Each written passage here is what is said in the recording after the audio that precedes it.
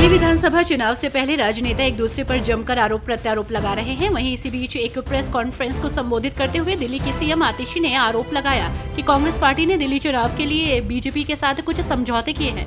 उन्होंने आगे कहा, कांग्रेस की कार्रवाई से ये साफ हो गया है कि पार्टी ने दिल्ली चुनाव के लिए बीजेपी के साथ कुछ समझौते किए हैं। कल कांग्रेस के वरिष्ठ नेता अजय माकन ने कहा कि अरविंद केजरीवाल देश विरोधी हैं।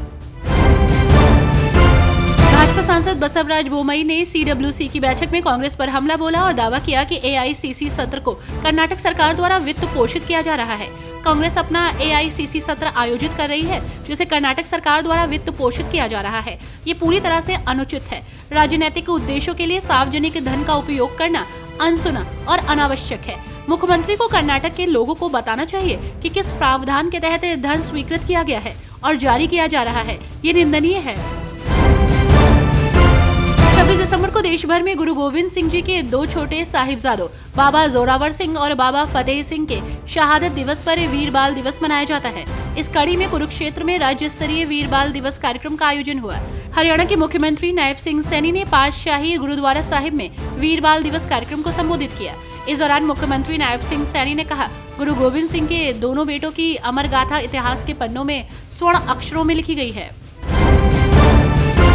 छत्तीसगढ़ के उप मुख्यमंत्री अरुण साव ने कहा कि अरविंद केजरीवाल के कार्यकाल में दिल्ली की कैसी दुर्दशा हुई है, कैसे कारनामे इन्होंने किए हैं, ये दिल्ली की जनता ने देखा है।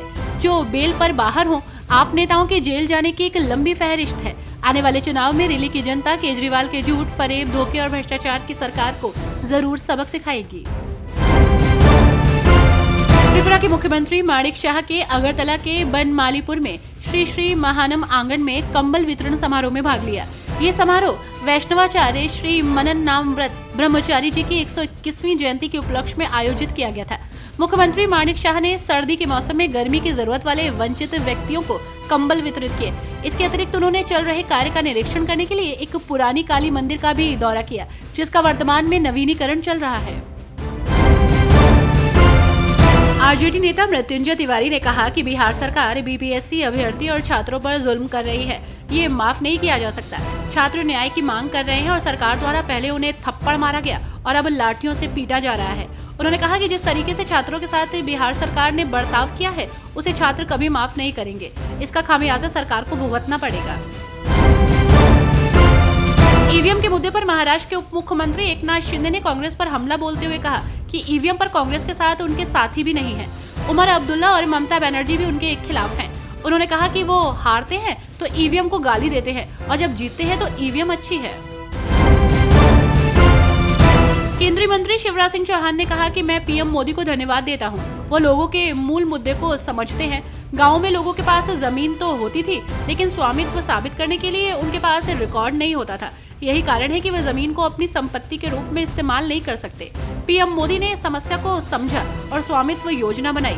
इस योजना के अंतर्गत जमीन मालिक को उसका स्वामित्व दिया जा रहा है। ये जनता को बड़ी राहत होगी। केंद्रीय शिक्षा मंत्री धर्मेंद्र प्रधान ने कहा कि नवीन बाबू बड़े आदमी हैं। उन्होंने अपना बयान पढ़ा है, शायद किसी ने लिख कर ये दिया होगा। उन्हें ध्यान नहीं है कि उन्होंने चुनाव आयोग को जो खर्च पार्टी की ओर से जमा किया है, उसमें उनकी पार्टी ने सोशल मीडिया पर कितना खर्च किया था। जो लोग पीछे रहकर उनकी पार्टी को चलाते हैं, उन्होंने नवीन बाबू को सही बात नहीं बताई होगी। ओडिशा के लोगों ने जो जनादेश दिया है, क्या नवीन बाबू उसे अस्वीकार करते हैं?